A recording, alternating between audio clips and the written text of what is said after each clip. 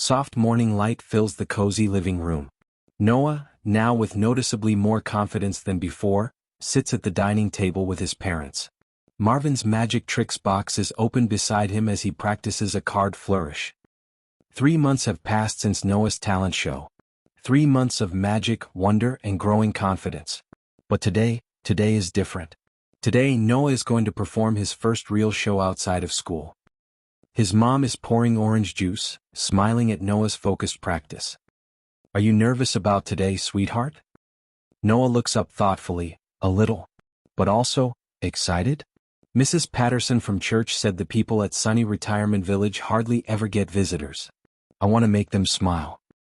His dad puts down his newspaper, his expression warm with pride. Noah's father explains, "You know, performing for seniors is special, Noah. They've lived long lives, seen so much. They have stories and wisdom that, well, sometimes people forget to listen to them." Noah is curious, "What do you mean, Dad?" Noah's mother explains gently, "As people get older, sometimes they feel invisible. Like the world has moved on without them. Your magic, your attention, that's going to mean more to them than you might realize." Noah absorbs this, looking down at his grandfather's cards with new understanding. "Like how I used to feel invisible at school." Noah's mom and dad exchange a meaningful glance. "Exactly like that, son." Noah had learned what it meant to be seen. And now he was about to give that gift to others. The family car pulls up to Sunny Retirement Village, a pleasant but institutional-looking building with neat gardens. Noah clutches Marvin's magic tricks box as they walk to the entrance. Sunny Retirement Village was home to 43 residents. Most were in their 70s and 80s. And most spent their days watching television, doing puzzles, or simply waiting.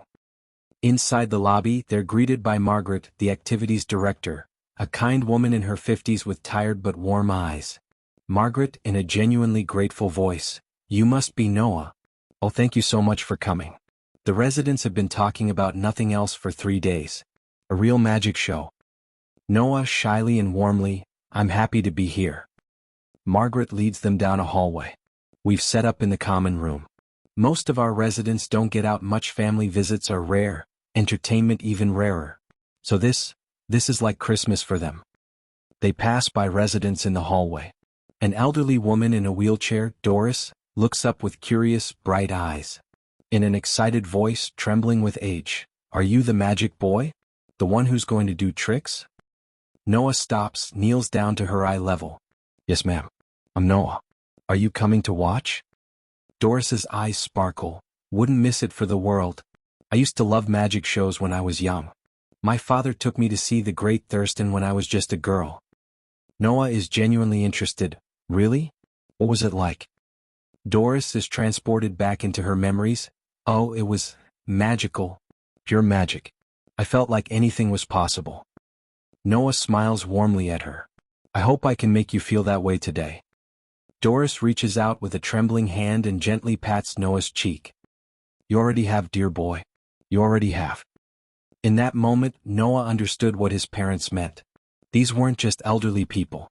They were people with memories, with stories, with hearts that still yearned for wonder. The common room has been transformed. Chairs arranged in rows, a small stage area cleared at the front. About 30 residents slowly file in. Some with walkers, some in wheelchairs, some moving slowly but independently. Noah watches them settle in. He notices their faces. Some excited, some skeptical, some simply grateful for something different to do. A man in his late 70s, Frank, grumbles to his neighbor. "A kid doing magic tricks? What's he gonna do, pull a rabbit out of a hat?" The old lady next to him scolds, "Oh, Frank, just enjoy it. When was the last time anyone came to perform for us?" Frank softens slightly. 2011. The church choir came at Christmas. Noah overhears this exchange. His nervousness spikes. He says quietly to his mother, "Mom, what if they don't like it? What if I'm not good enough for them?" His mom kneels beside him, speaking gently but firmly. "Noah, look at their faces. Really look. They're not here to judge you. They're here because someone, you, cared enough to come. That alone is magic." Noah looks out at the residents. An elderly man waves at him excitedly. Doris gives him a thumbs up. A woman with kind eyes smiles warmly. Then Noah notices someone in the back row, a distinguished-looking man 75 years old, sitting very still and upright. This is Harry. He's watching Noah with unusual intensity, his eyes sharp and focused. Their eyes meet for a moment. Harry nods slightly, a small smile playing at his lips. Noah didn't know it yet, but that man in the back row was about to change everything. Margaret introduces Noah to warm applause. Noah steps forward, Marvin's magic tricks box visible beside him. He takes a deep breath. Noah starts to speak. At first his voice is small, but it grows as he speaks. Good afternoon, everyone. My name is Noah and I'm 10 years old. Before we start, I want to tell you something. The room quiets. Noah speaks from his heart. This magic box belonged to my grandfather, Marvin. He was a magician and he taught me that magic isn't just about tricks. It's about making people feel something special. About bringing joy. He pauses, looking around the room. The room is completely silent. Several residents wipe their eyes. Even skeptical Frank's expression softens. With those simple, honest words, Noah had already performed his greatest trick. He'd made them feel valued. Noah begins his show. He performs the card tricks he's perfected, the disappearing silk handkerchiefs, the linking rings. But what makes it special isn't the tricks themselves, it's how he performs them. He invites Doris up to help with a trick. She beams with pride as the room applauds her participation. He makes Frank laugh, actually laugh, when a card jumps from Noah's hand to Frank's shirt pocket. He performs a trick where flowers appear, and presents them to a shy woman in the front row who clutches them like treasure. Then, for his most touching moment, Noah reaches into his jacket and produces a beautiful white dove. The bird sits calmly in his hands, cooing softly. Noah says gently, "This dove represents something special, the peace of a quiet life. The peace you all have earned after years of hard work and love." He walks slowly through the audience, letting residents gently touch the dove's soft feathers. Their faces light up with childlike wonder. Some haven't touched a living creature in years. With each trick, the room transformed. These weren't passive observers. They were participants in wonder. Their faces lit up. Their voices called out with amazement. For these 20 minutes, they weren't just residents of a retirement home. They were children again, full of possibility and joy. But throughout the performance, Noah keeps noticing Harry in the back row.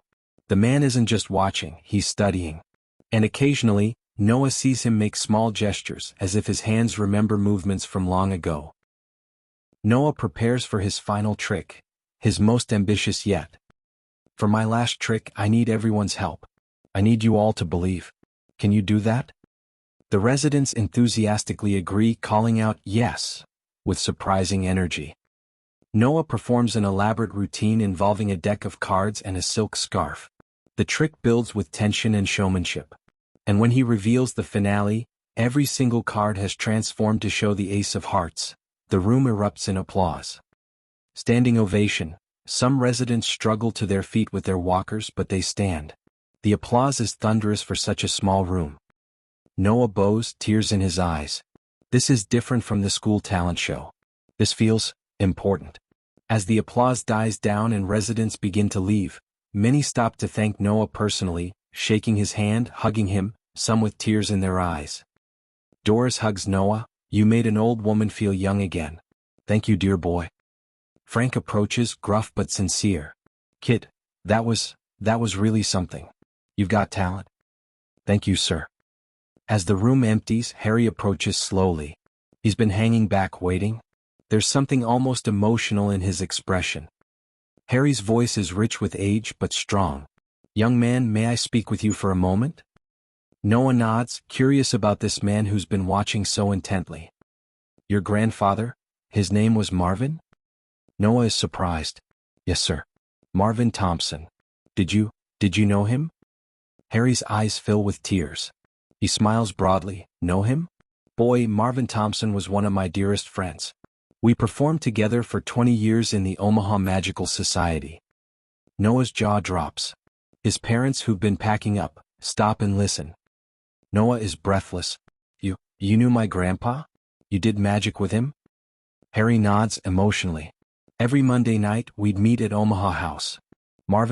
He was brilliant. Not just with tricks but with people. He had this way of making everyone feel special. Harry looks at Noah with wonder. And watching you today, it was like seeing Marvin again. The same kindness. The same heart. You even hold the cards like he did. Noah's eyes fill with tears. Really? I never got to meet him. He passed away before I was born. Harry says gently. Then let me tell you about him. Let me tell you about Magical Marvin. Harry, Noah, and his parents sit in a quiet corner of the common room. Harry pulls out an old wallet and shows Noah a faded photograph. Two younger men in tuxedos holding magic wands, smiling broadly. This was taken in 1978. That's your grandfather on the left. We just performed at the governor's charity ball. Noah stares at the photo, seeing his grandfather for the first time as a real person, not just a name. Marvin had this trick he loved, the linking rings. 3 solid metal rings that would link and unlink. He could make them dance like they were alive. Harry's hands move as he speaks, showing the motions even without props. But you know what made Marvin special? It wasn't his technique. It was his philosophy. He believed magic was about connection. About making people feel less alone in the world. Noah leans forward, hanging on every word. That's what he wrote in his instruction book. Magic isn't just tricks, it's believing in yourself. Harry smiles. That sounds exactly like something Marvin would say. He was always about building people up. He mentored dozens of young magicians over the years. Harry looks directly at Noah. And now I see why I'm still here. Why I ended up in this place. I thought I was just waiting out my days, but I think I was waiting for you. Noah is confused. For me? Harry is emotional. Marvin's gone. But his magic, his real magic, it lives on in you. And if you'll let me, I'd like to teach you some of the things we learned together. The tricks, yes, but more importantly, the stories. The philosophy. The heart of magic. Noah looks at his parents, his eyes shining with hope. Noah's mother looks at Harry warmly. We would be honored. Noah's dad, Marvin, would love this. He really would. Noah, his voice breaking, says to Harry, I want to learn everything. I want to hear every story. I want to know who my grandpa was. Harry, smiling through his tears, then you come visit me and I'll teach you. Not just tricks, though we'll do plenty of those, but the real magic. The kind that connects hearts across generations. In that moment, something beautiful happened. A lonely old man found purpose again. A young boy found a living link to his past. And magic, real magic, wove their lives together. A week later, Noah sits in Harry's small apartment at sunny Retirement Village. The walls are covered with old magic posters, photographs, and memorabilia. On a shelf sits a case containing 3 gleaming metal rings. Harry gestures to the rings. These were Marvin's linking rings. He gave them to me before he got sick, made me promise to pass them on to someone worthy. Harry carefully removes them from the case and places them in Noah's hands. I think that someone is you. Noah holds the rings reverently, feeling the weight of history. These belong to Grandpa Marvin? He performed with them for 30 years. Now, let me show you how they work. Harry demonstrates the linking rings, his old hands still graceful and skilled. Noah tries the moves, fumbling at first. Harry patiently corrects and encourages Noah.